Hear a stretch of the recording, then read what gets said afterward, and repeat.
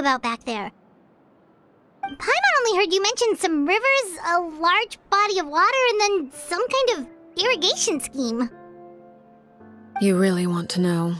I would imagine there might be more pressing concerns at the moment. Lyney, Paimon really hopes everything's going okay. Oh, Paimon recognizes that look. You've got your thinking cap on, don't you, Traveler?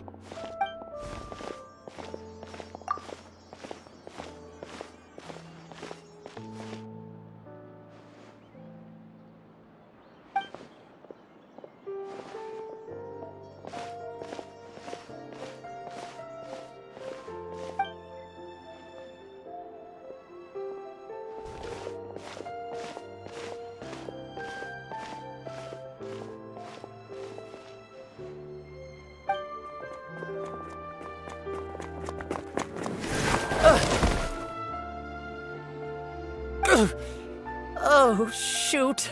Are you alright? Oh, jeez. I'm so sorry. I was so focused on selling these papers, I wasn't looking where I was going. Well, let me make it up to you at least. Here, take this paper. On the house.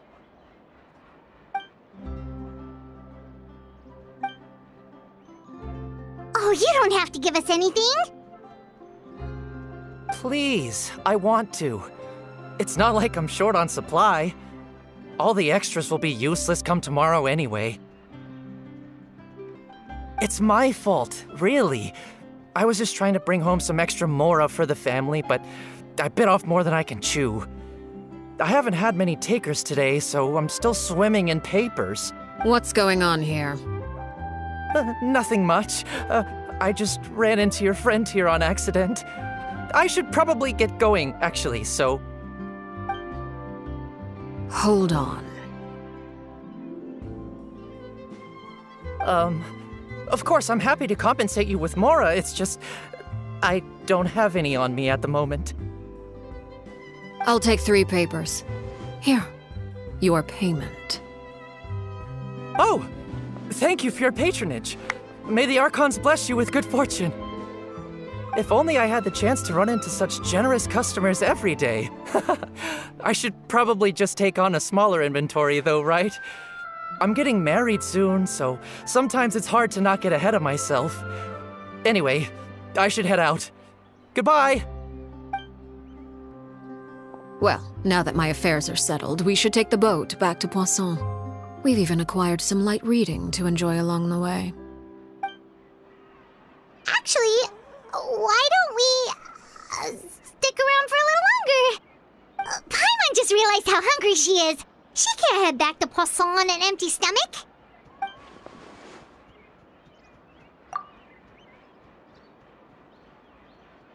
It appears you two are under the impression that delaying our return will somehow alter the situation in your favor. I'm sorry to ruin your fantasy, but your efforts are meaningless. That being said, I could be persuaded to give Lyney some extra time. I just have one condition. If you agree to my request, I'll even answer some of your questions. You're quite curious about Clairvy, are you not? And my relationship to her. Wait, why are you being so generous all of a sudden? You're not gonna ask us to do something bad, are you? You overestimate yourself. You don't have the talent for bad things. Then what can you possibly... The most important consideration in a negotiation is that both sides receive something they want. Demands and threats only get you so far. Wonderful. Here it is. When the time comes, make the choice that you deem most appropriate in the situation, and lend your help to the House of the Hearth. Okay, sounds normal enough. But what do you mean, when the time comes? When is that supposed to be? That is for you to decide. Then we have a deal. Follow me.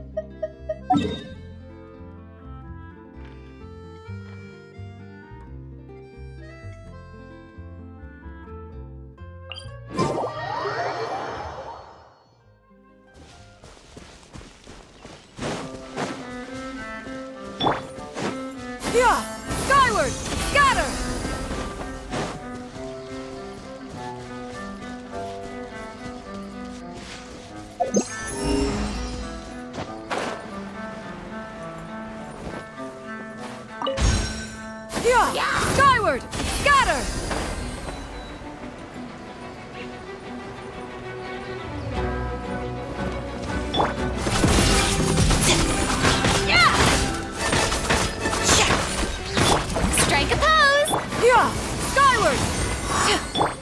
Delicate as silk.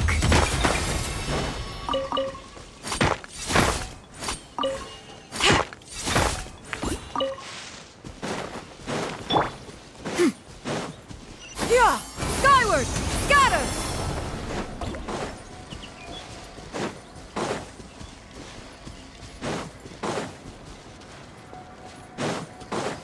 Yeah! Scatter!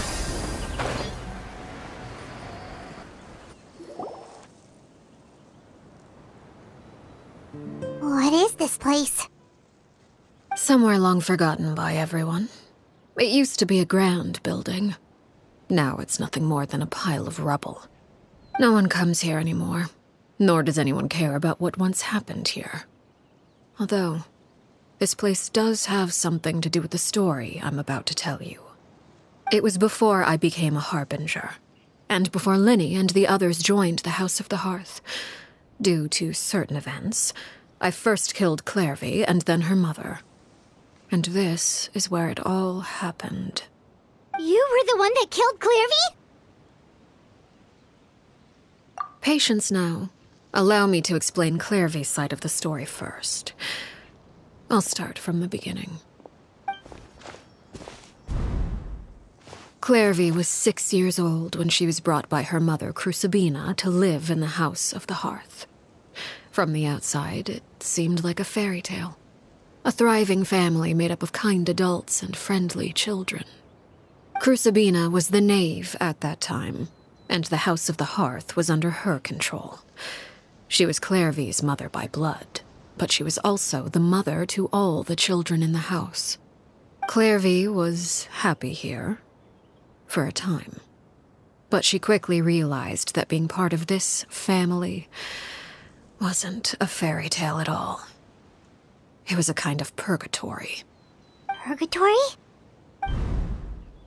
Exactly. The House of the Hearth takes in war orphans from all over Teyvat. But as for how to raise them, that depends entirely on the person in charge. Crucibina came up with a novel idea. She would teach the children to fight, force them to duel each other, and then crown as the king of the house the child who proved themselves most worthy of inheriting her title. It's difficult to estimate the number of children who died or were maimed in the process.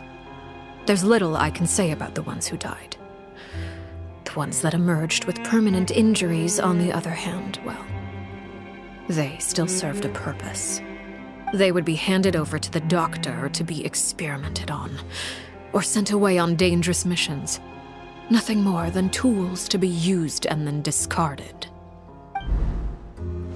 So those were the experiments Clairvy was talking about. But what actually happened to her? You said that Clairvy was Crucibina's daughter, so if Clairvy tried to convince her to stop what she was doing, Crucibina probably would have listened, right? Despite being Clairvy's mother, Crucibina cared little for her daughter. She forced Clairvy to join the House of the Hearth only as a means to demonstrate her own impartiality as a mother, to prove that she treated all her children equally. Clairvy did try to convince her mother to change her ways, but it was to no avail. After her efforts failed, the only other option was to rise up and try to fight back. Unfortunately, the other children had already been thoroughly indoctrinated into the illusion of happiness Crucibina had created. Of course, there was one exception. Someone Clairvy's age who knew the truth about the House of the Hearth. Her name was Peruere. Wait, the friend that Clairvy mentioned? Friend, huh? I suppose we can call her that for now. Clairvy was a cheerful and passionate person with a tenacious spirit. Peruere, on the other hand, was rather cold-blooded. Her cold-blooded nature allowed her to see through Crucibina's facade. Yet, it was also this cold-bloodedness that prevented her from acting against it. At least at first. While Clairvy longed for freedom, Peruere was convinced that, amid all the fighting and violence, she would make it until the end. Despite their differences, the two became fast friends, united by their knowledge of the truth. Clairvy told Peruere that she hoped to create a real family, where no one would be killed or sacrificed. There may have been a certain naivete to her ideas, but Clairvy proved her determination many times over. She tried countless times to run away, ask for help, or expose the truth. But her efforts only earned her beating after beating. The only thing that kept her going was her strength of will.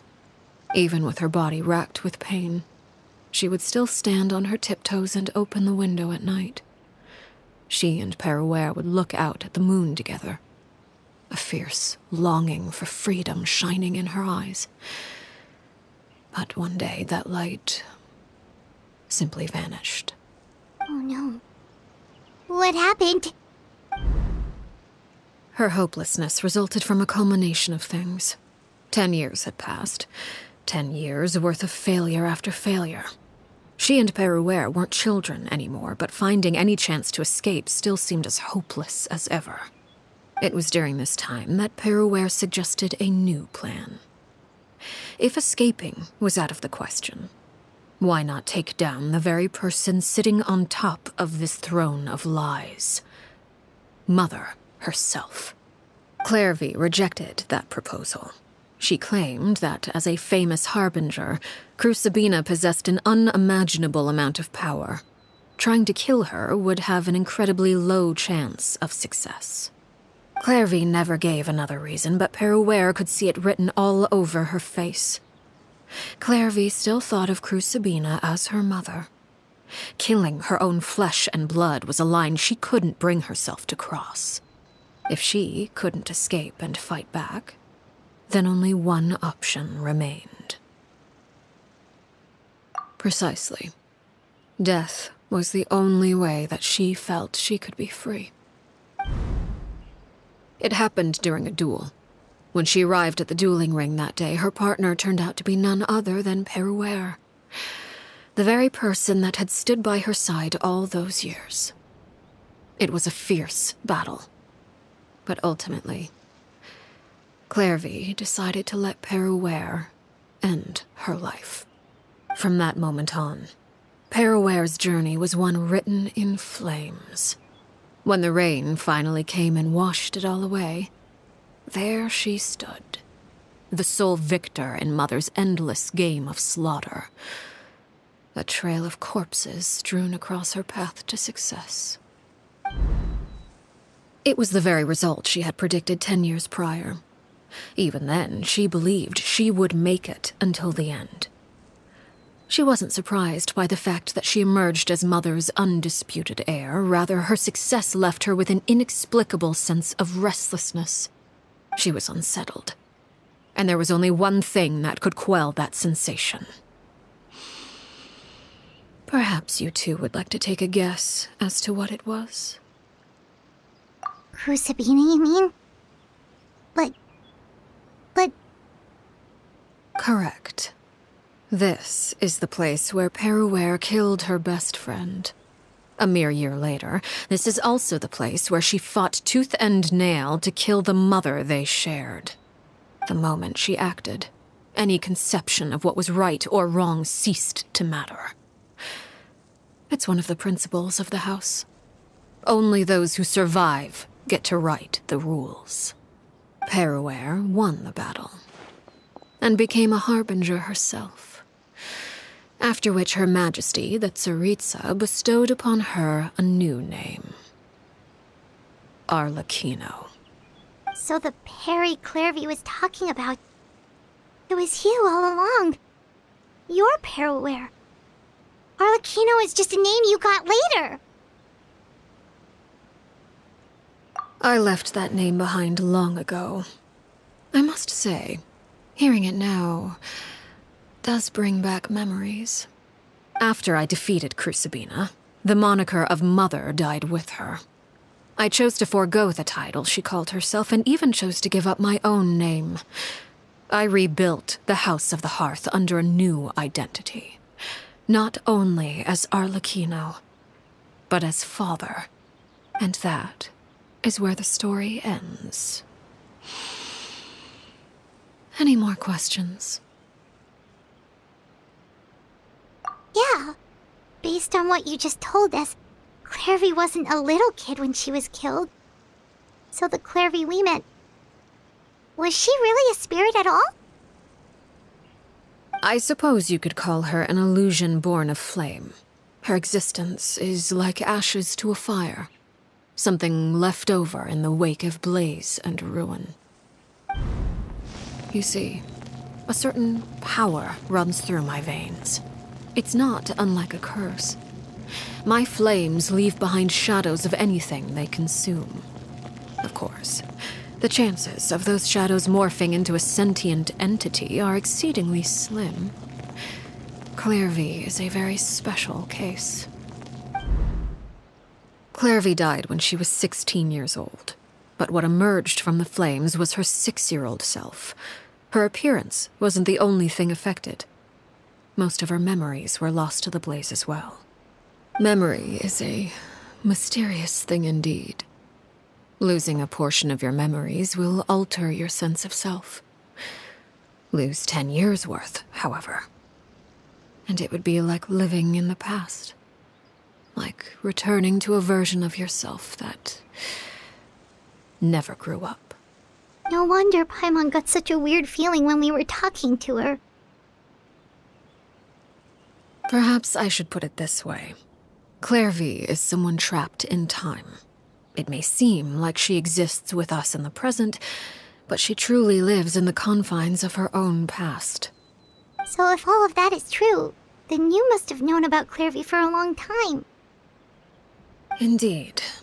She's a rather volatile and unstable entity. Sometimes she would look after the children. She's even saved some of their lives. But other times, she would hide from me and become obsessed with revealing the truth about the house to anyone who will listen. Shadows don't have the capacity to learn or grow. Any new information they encounter is quickly forgotten over time. Your attempts to expose Clairvy to sunlight, they failed, yes? The reason is actually quite simple. In Clairvy's mind, the house is impossible to escape, and it is this very perception that traps her there. But no matter. All I have to do is kill her again, and all will be resolved. I don't anticipate so much as a single speck of ash will be left behind this time. Wait! Paimon can understand why you might want her gone, but isn't there another way? So what if she's trapped in her 6-year-old self? She's still your friend! At least talk to her first! It's too late for that. She broke the rules, and now she must be punished. That goes for Filial and Nantoy as well. She's had quite the effect on them. I hope you understand the difference between Crucibina and myself lies in our formulation of the rules, not our policy for enforcing them. Upholding the rules without question is a trait we both share, because that is how a household should be run. Is this really what you want to do? Whatever could you mean? Don't you want to say a proper goodbye at least?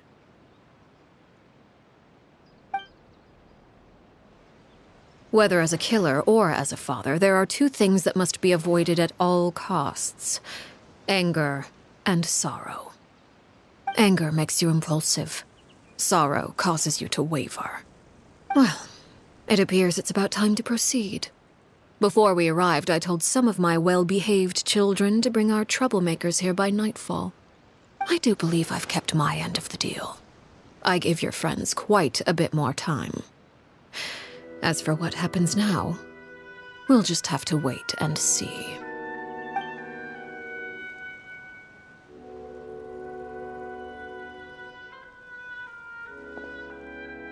Here they are, Father. You gonna execute him? Seeing something like that would actually be a first for me. Lyney!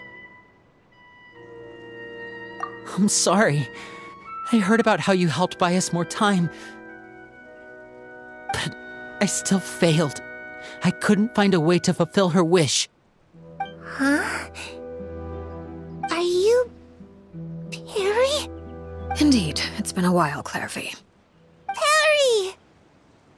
Shh. Stay right there. I'm sorry to postpone our reunion, but first, I believe certain scores need settling.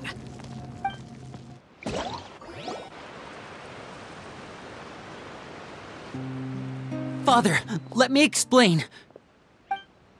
Out of my way. Father! You chose to conceal a threat to the house, and for that, you must be punished. Overall, however, I suppose your wrongdoing is hardly the most egregious of the bunch, so I'll deal with your punishments later. As for right now, the more pressing concerns are the traitors among us. By traitors? Do you mean us? Father, let me explain. We didn't mean to... Fultz, why don't you share what you heard? Yes, Father. Secret Midnight Meeting number 3. Participants, Filial, Nantoi, Sato, Toddy. Nantoi clearly said, if only Father wasn't the one who took us in. Sato added, I'm sick of this life. I just want to live as a normal person. Filial was the worst of them all. She called us crazies and said a bunch of mean things about Father. I did not! You're lying! Fultz is trying to frame us. It's not like I'm the only one who heard those things. After that, you and Toddy and a bunch of other people started talking about Clairvy. You were using all those things Clairvy brought up as an excuse to question Father. We're birds locked in a cage. The only way out is to destroy it. That's what you said, wasn't it? You little... You just want me gone, don't you? What did I ever do to you, huh? And you, Sheplo, have you forgotten who stood by your sickbed, watched over you, and changed your dressings? Come on, let's hear it then. What's your reason for all this?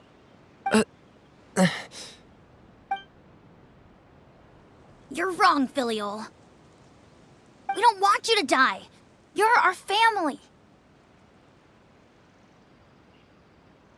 Liar. You wouldn't be doing this if that were the case. So why? Why have you backed us into a corner?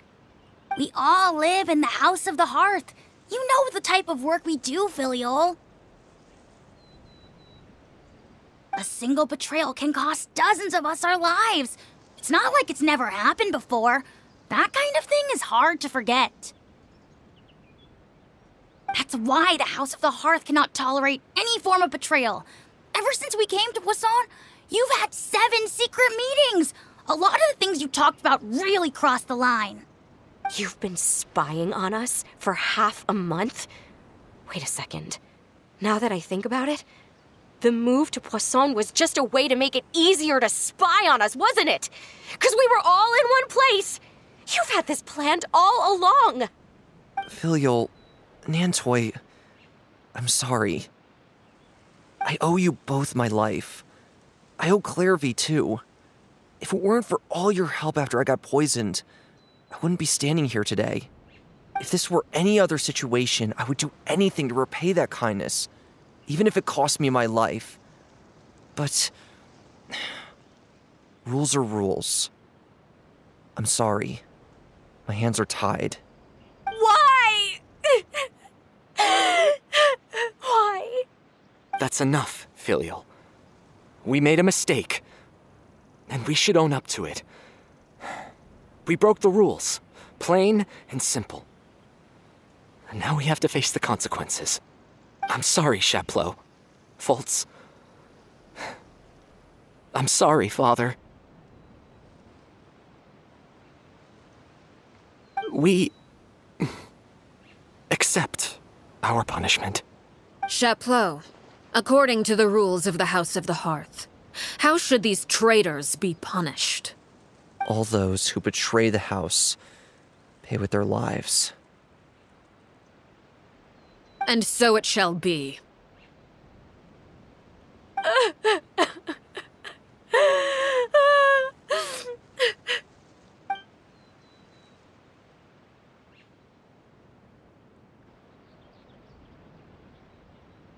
Father, please wait! Something you want to say, Lyney? Please reconsider, Father. What Filial and the others did, does it really count as betrayal? We all come from broken families. From the very first day we joined the House of the Hearth, we wanted nothing more than to make it a real home. But the truth is, none of us know what a real home should look like. I'm not saying I have all the answers. All I know is this.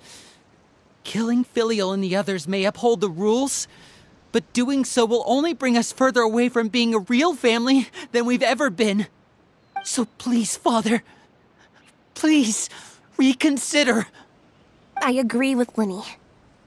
Father, please. Lyney, you...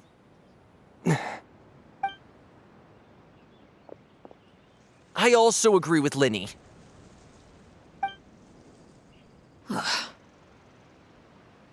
An order once given cannot be rescinded. However, given the extent of your determination, I suppose we shall have to go about this a different way. Draw your weapons and face me. Our weapons? Father, are you referring to a duel? Precisely. The rules of the house will not be altered. Traitors must be punished. However, resolving disputes with a duel is also one of our rules, one that also applies to me. Demonstrate a sufficient showing of strength, and I shall offer a concession. Wait. Beat Father in a duel? Impossible. Father is way too strong, even for Lyney.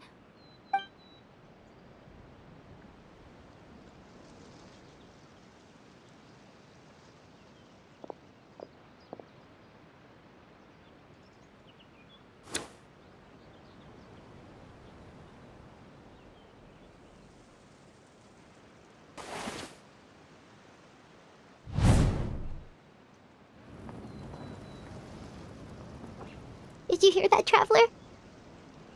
Lyney and the others have to duel the knave. What should we do? Can they really win something like that? If they lose, those people from the house are really gonna be executed. Hey, are you listening?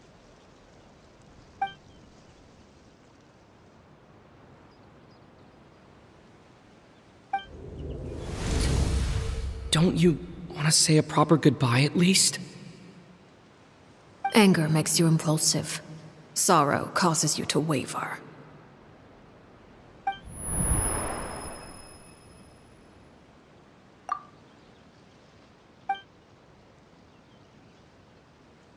Oh, looking at that expression on her face, she seems really serious about this. Guess that means there's no chance she's throwing the duel on purpose, huh?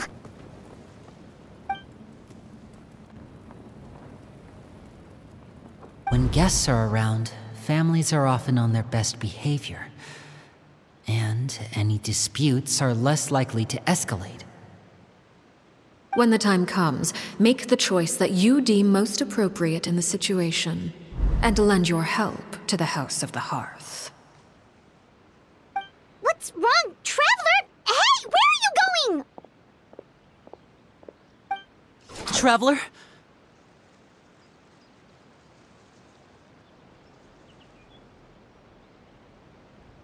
You're asking to join the duel against the knave? I'll allow it. We do have a ready-made dueling ring at our disposal, after all. All I would advise is this. Keep a firm grasp on your weapon, and give it your all. Any less, and you may just lose your life.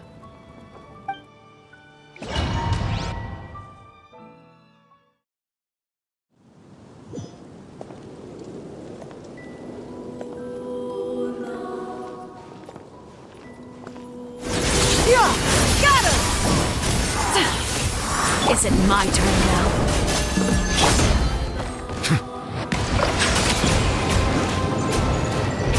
Now's our chance!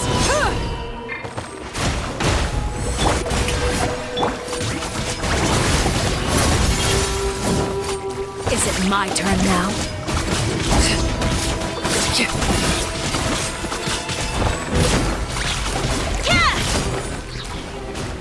Hang in there! With these rising flames! Time to shine! Spare your energy. Running is of little use. The tides beckon. With the fall of darkness, destruction shall rise. Have a taste of earth. Skyward! Is it my turn now? I am the cutting edge of fashion. Shower me with praise! Make way for the Adeptus! Watch out for father's movement! Trapped like a bunch of helpless animals. Spare your energy. Running is of little use.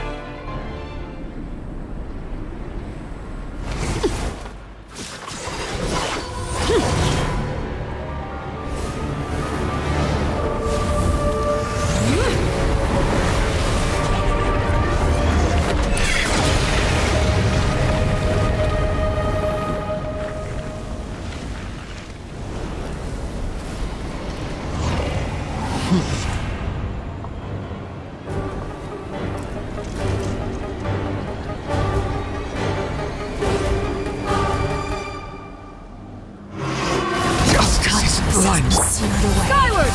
My blade is all that remains! You picked the wrong fight! Watch out for father's movements! Look out!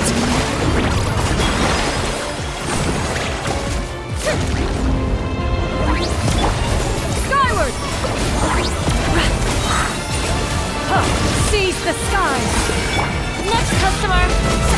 Let the mighty be humbled. Now's our chance! Over here! Suntown is only the beginning.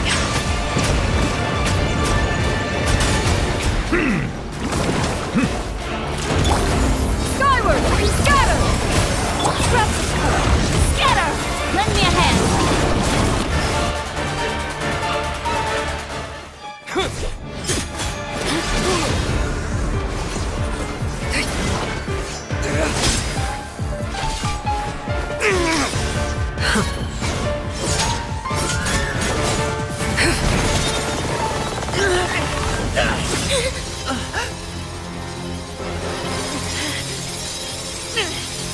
You should know better than to crowd in one place.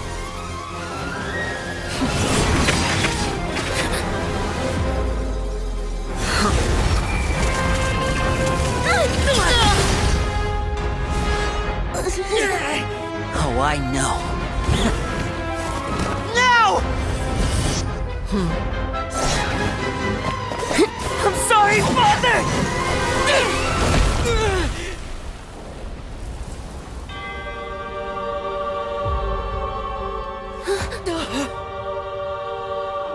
Sorry for what? This pitiful excuse for an attack?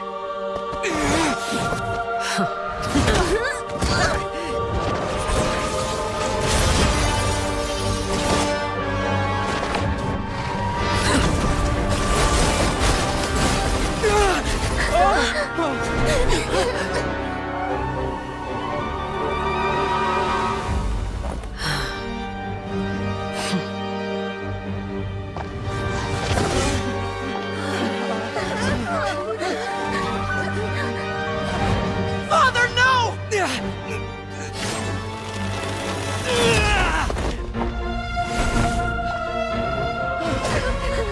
Made it out, did you? You're stronger than I expected.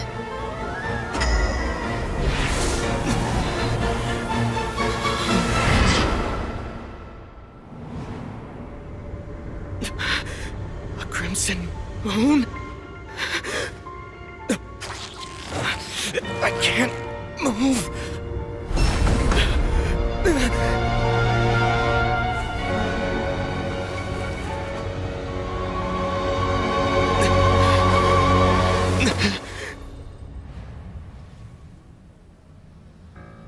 Still, not strong enough to beat me.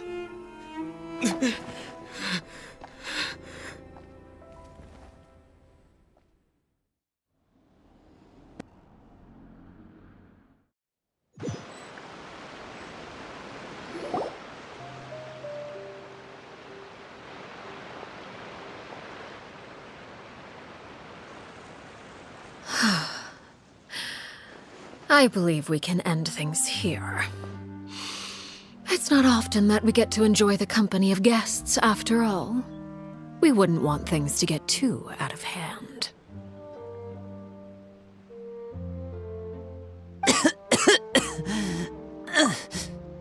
Brother, are you alright? Lyney!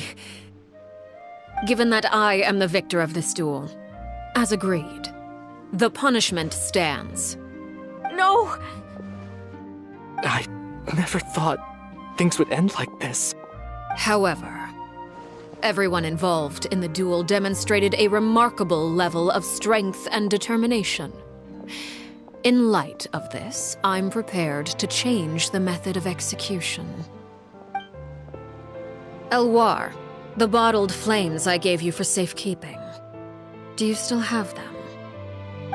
Yes? I wasn't sure what they were for, but I've kept them super safe. I didn't lose a single one. Wonderful. Then, in just a moment, I'll have you administer them. Bottled flames? Indeed. They're the product of a secret experiment. Under certain special circumstances, flames can be extracted from my person and preserved. Once ingested, searing pain will spread across every inch of your body. No harm will come to you physically, but your memories will be burned away. If you can withstand the pain.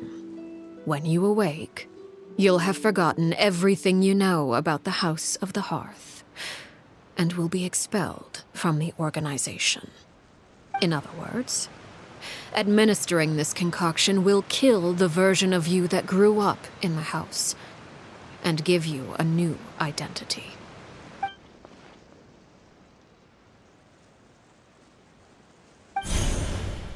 Memory is a mysterious thing indeed. Losing a portion of your memories will alter your sense of self.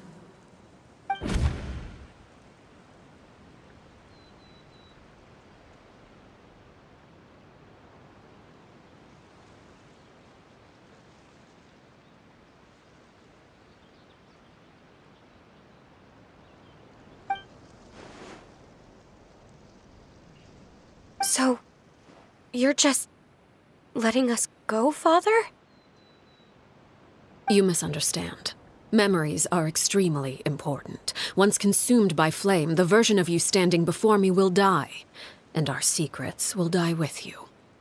So no, I don't intend to just let you go, because the person who survives will be nothing but a stranger. Even so, I won't have to live in fear anymore. I'm sorry, Father. I'm sorry I let you down.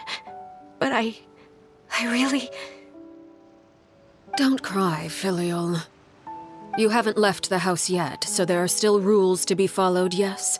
Remember what I taught you. Anger makes you impulsive, sorrow causes you to waver. Don't let yourself be controlled by your emotions. Of course. I'll remember. Dry your tears, and go pursue the life you really want. Yes, Father. Chaplot, Foltz, Elwar, take them back to Poisson. And bring Lyney and the others as well. I prepared 3 extra vials of bottled flames. As for whether to take them, the choice is yours. Goodbye, children. The next time we meet, I will no longer be your father. Thank you for all you've done for the house. I hope you have bright futures ahead of you.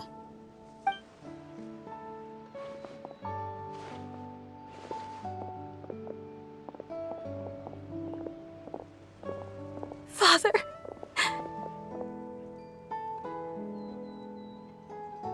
Let's go.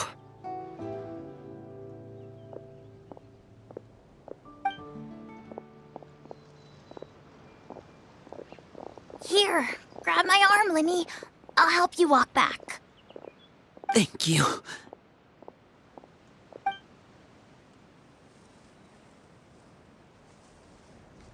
Clairvy.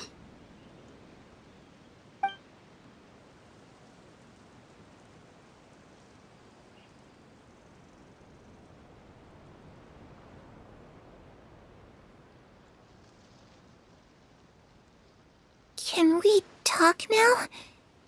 I've been waiting for a super long time. You really are Perry, aren't you? I haven't seen you in so long. How come you're all grown up? Wait, did I somehow travel to the future on accident? Or am I dreaming? What a long dream. Neither. You died, Clairvy.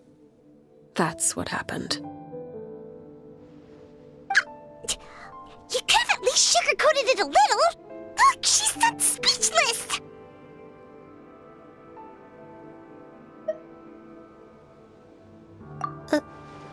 Oh. Okay then. Huh? That's it? You accepted it just like that? Yep. If that's what Perry says happened, then I believe her. Perry wouldn't lie to me. Plus, I don't really need to know why I'm like this. I'm more curious about what happens in the future. If you're a harbinger now, Perry, that means Mother is gone, isn't she? Can you tell me about it? I want to know what happened to her. And to me. You never stopped trying to defy fate. At first, no one believed you. You could only vent your frustrations to the moon. In fact, you often sought comfort in the night sky.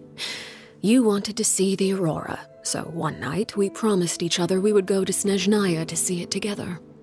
Later on, you tried to run away, but you were brought back each time. Mother spared your life, but it wasn't out of kindness. Instead, she decided to make an example of you by slowly torturing you over time. That way, the other children would know what happens to traitors. Still, you never gave up. Mother hoped that through ruthless duel after ruthless duel, she would be able to crown an ultimate victor among the children she raised. But you called on everyone to unite, to fight to a draw in order to reduce casualties. Your efforts may have only delayed the inevitable, but still. You gave them hope. You tried everything you could think of, but every attempt ended in failure. Still, you never turned your sword on Crucibina, and you never turned it on me. On that gloomy day, you told me, "For the last 16 years of my life, I've done everything I can to fight for freedom. But now, I realize that the only freedom I truly possess is the freedom to choose to die." I never imagined I would say something like that. I must have been feeling really worn down. But somehow, I still think I understand.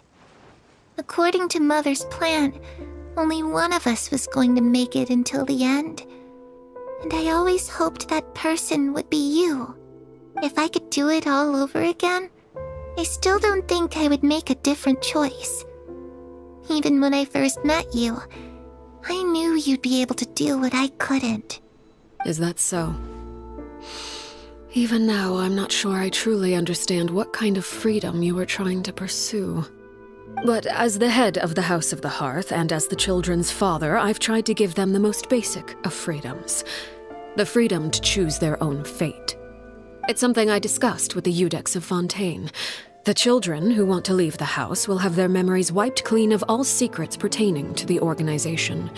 In return, they will be allowed to live a normal life in Fontaine without being prosecuted for their past. Of course, I won't simply hand freedom to them on a silver platter. They have to fight for it and prove themselves worthy of it. Only freedom that is earned has true value. That's more than enough. That's exactly the kind of life I was fighting for. You know, Perry, I think you're a pretty amazing king, and a really great father, too. I'm really happy that you're the one who took over the house. I guess I do have one regret, though. I still haven't seen the outside world. Well, it just so happens that our dear guests over here have been to many nations and traveled to countless places. Perhaps they would be willing to tell you what the outside world is like. Really? Of course! We've traveled all over the place. We've got so many stories, we could probably talk your ears off for 3 days straight.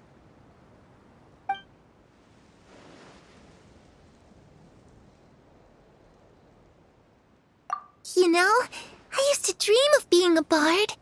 Playing the lute while singing into the winds of freedom. Even if there was no one there to listen, I would have continued to sing no matter what.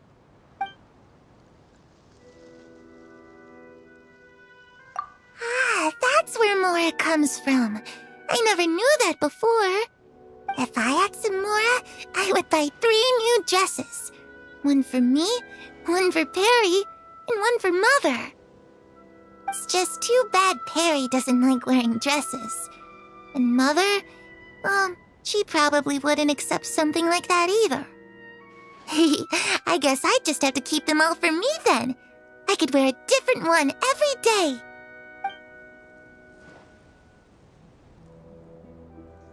Those yokai you mentioned, what do they look like? I once saw a drawing of this one guy with horns on his head and a super scary face. Are there any yokai like that? Oh, sounds like you're talking about an Oni. Yep, we've met one, and let Paimon tell you, they're not nearly as scary as they look. I was always too afraid to skip Mother's fighting lessons.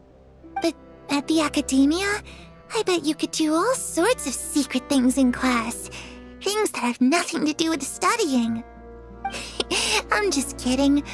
Being able to study whatever you want without having to fear for your life actually sounds pretty great.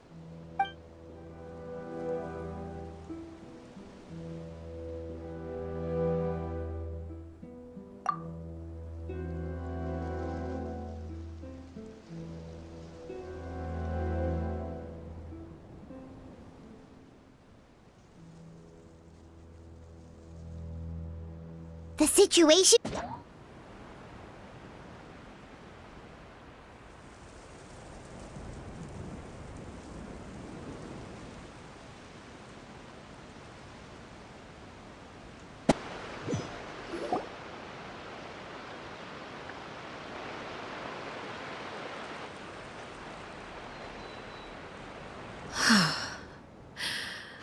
I believe we can end things here.